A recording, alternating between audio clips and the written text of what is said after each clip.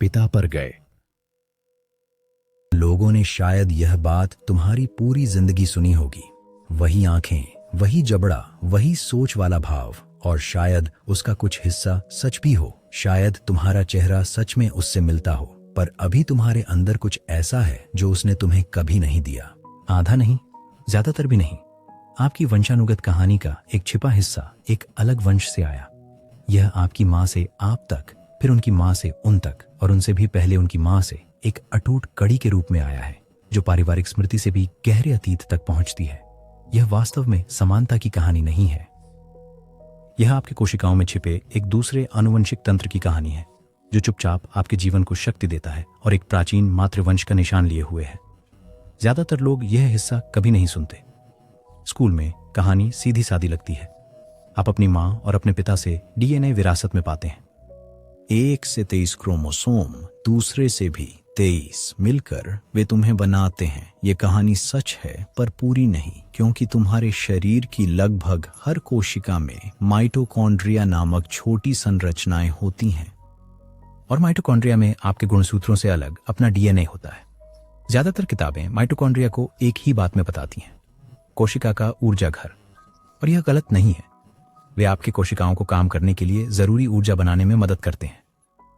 लेकिन इससे भी गहरा सच अजीब है। इन संरचनाओं में अपना एक छोटा डीएनए होता है जो आपके बाकी जीनोम से अलग व्यवहार करता है। और इंसानों में माइटोकॉन्ड्रियल डीएनए लगभग पूरी तरह मां से आता है। तो जहां आपके क्रोमोसोम दोनों माता पिता का मिश्रण है, ये वंश पूरी तरह मातृपक्षीय है। इतना मातृपक्षीय कि विज्ञान ने दशकों तक इसे पूर्ण सत्य माना। इसका मतलब है कि आपके अंदर एक आणविक धागा है जिसने आपके पिता को पूरी तरह दरकिनार कर दिया, एक धागा जो केवल आपकी मां के माध्यम से आया। यह अब तुम्हारी कोशिकाओं में है, पहले उसकी में था, फिर उसकी में। तो ये क्यों होता है? माइटोकॉन्ड्रियल डीएनए आखिर मातृवंश का ही अनुसरण क्यों करता है? जब निषेचन शुरू होता है तो शुक्राणु और अंडाणु भविष्य की कोशिका के हर हिस्से में समान रूप से योगदान नहीं करते। वे दोनों क्रोमोसोम का योगदान करते हैं। यह तो जाना पहचाना हिस्सा है, लेकिन माइटोकॉन्ड्रिया एक अलग नियम का पालन करते हैं। अंडा जीवन के शुरुआती चरणों के लिए आवश्यक कोशिकीय वातावरण और माइटोकॉन्ड्रिया प्रदान करता है, जो नए तंत्र को शक्ति देते हैं। इसके विपरीत परिपक्व शुक्राणु उसी तरह से अक्षुण्ण माइटोकॉन्ड्रियल डीएनए नहीं देते, और निषेचन के बाद पिता से आया कोई भी बचा हुआ माइटोकॉन्ड्रियल पदार्थ हटा दिया जाता है। तो भ्रूण में जो माइटोकॉन्ड्रिया बचते हैं वे अंडे से, मां से आते हैं। इसीलिए आपका माइटोकॉन्ड्रियल डीएनए उनकी वंश परंपरा का पालन करता है। और जब आप यह समझ जाते हैं तो कुछ और भी बड़ा सामने आता है।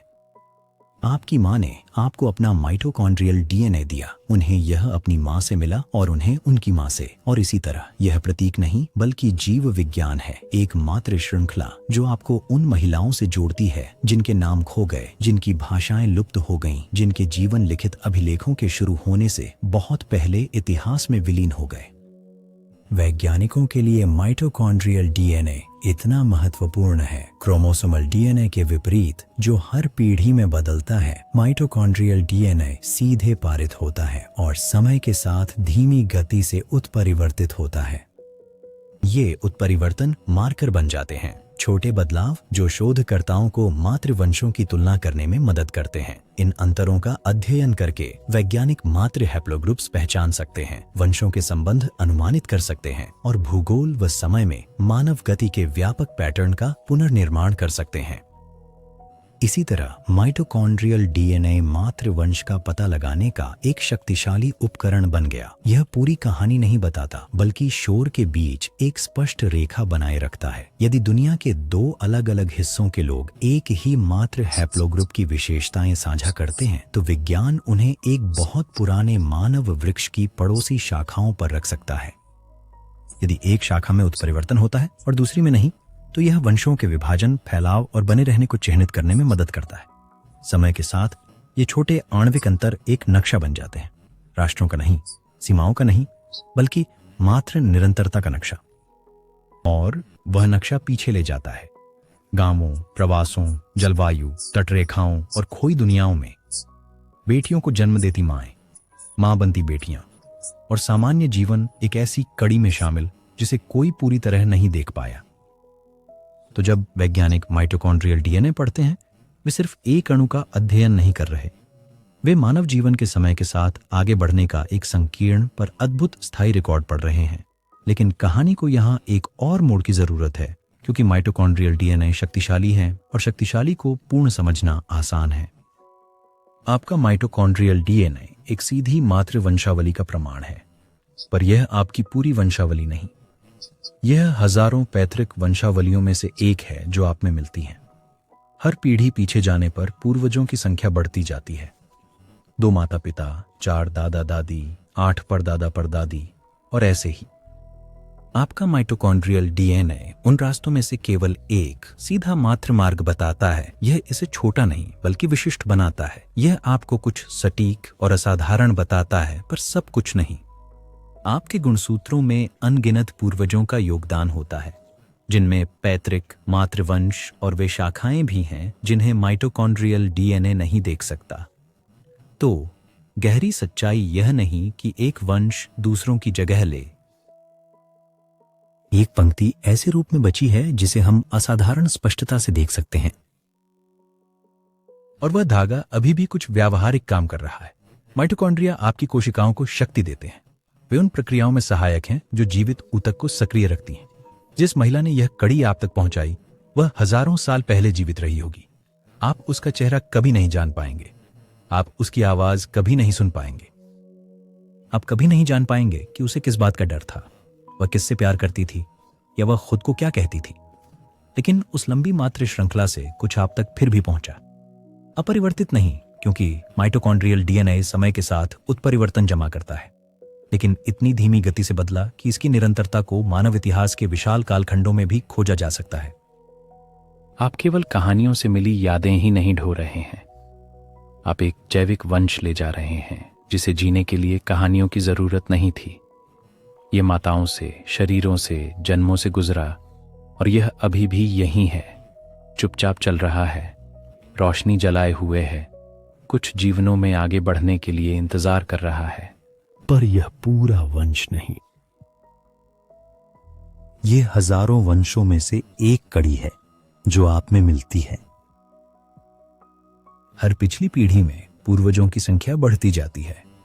2 माता पिता, 4 दादा दादी, 8 परदादा परदादी और ऐसे ही। आपका माइटोकॉन्ड्रियल डीएनए उन रास्तों में से केवल एक को ट्रैक करता है, सीधा मातृपक्ष वाला। यह इसे छोटा नहीं बल्कि विशिष्ट बनाता है।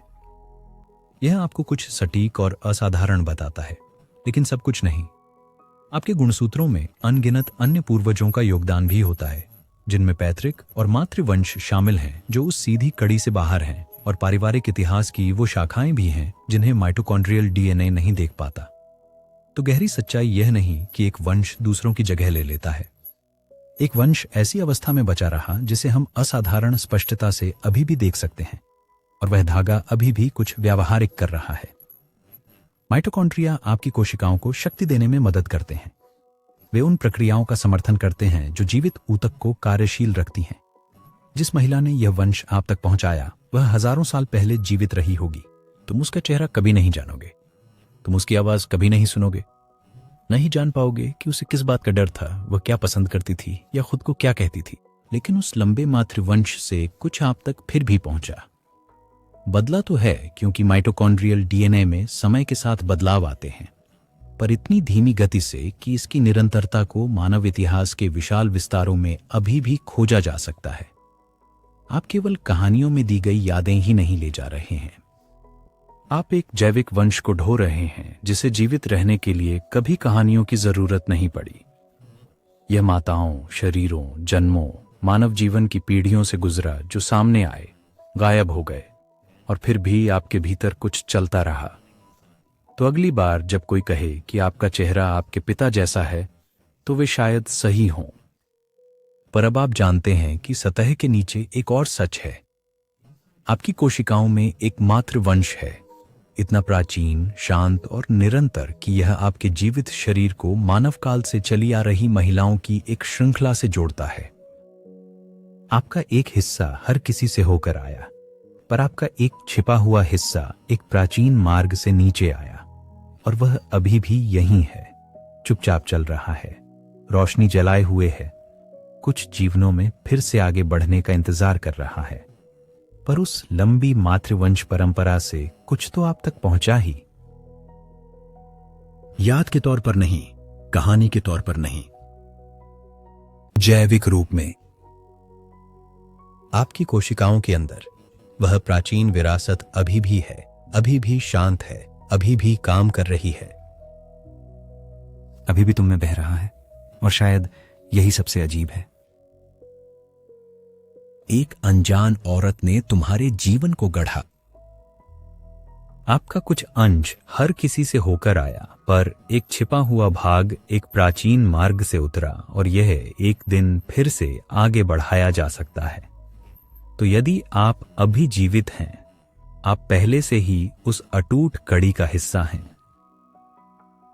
तुमने इसे नहीं चुना, इसे पूरा कभी न देख पाओगे, पर यह आप तक पहुंच गया, और इस क्षण भर के लिए यह आपके जीवन से भी गुजर रहा है।